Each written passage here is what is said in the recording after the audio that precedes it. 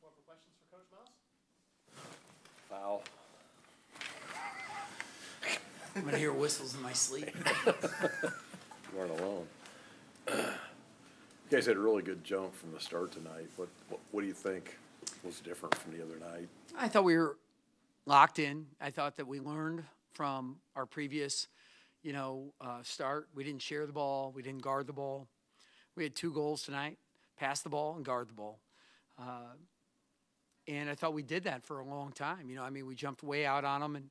And Grant's a very good coach, so he's not going to let you get far away from him, And when you're up that early, there's always that kind of impending, okay, here we go. But I really thought even until, their center hit 2 threes and then a couple of our freshmen allowed 2 threes.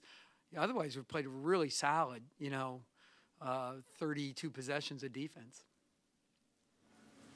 How tough is it to get in a rhythm offensively when the game's called like that? Or did you? Yeah, well, it's tough, but what I guess what I look for are, did we take the right kind of shots? Did we make the right decisions to get us the right kind of shots? And, we hadn't repped out any zone attack in about 4 or 5 days because we knew, Eastern Illinois was not going to play any. Now, Grant hadn't shown any or much, but being at Baylor, I knew that might come out. And so we talked about it, yesterday and today. But, we couldn't do much yesterday or today. But I also kind of wanted them just to see what we could discover, who was going to get in the, the gaps. And the 1-1-3 is a little different from the traditional 2-3. So we hadn't had any reps against that, You almost have to attack that differently. And I probably would have in retrospect. We have a different kind of man attack that we can run against man or zone. And we ran in a few possessions. And I let Mike Lewis talk me out of it. And so, but I think that, and we didn't want to run many specials just because, I thought we were in a good spot. And, you just got to let those guys figure it out sometimes. And it didn't make for, beautiful basketball, unfortunately. But I really, I like their mindset to start the game. And they never really let the game get back,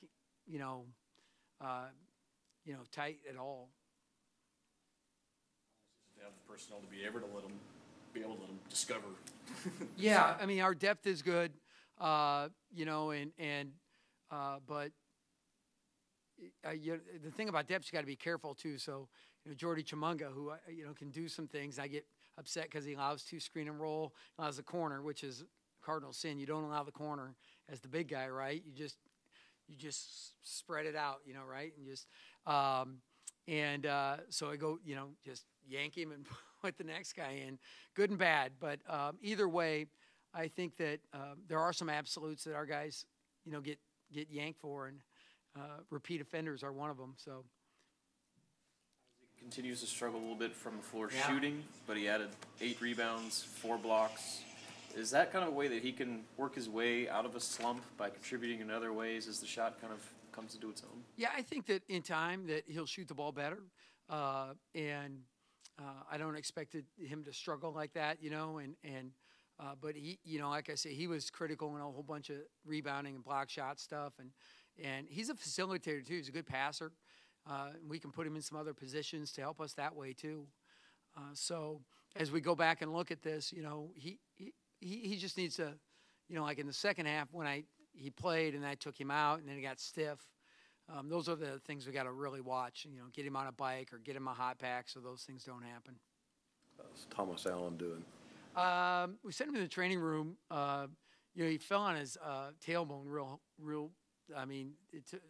Specifically, it was unfortunate. There were some pretty serious injuries. The Gibson kid, really hurt his leg, and I don't know how Thomas will be. How the old tailbone is, a little tender.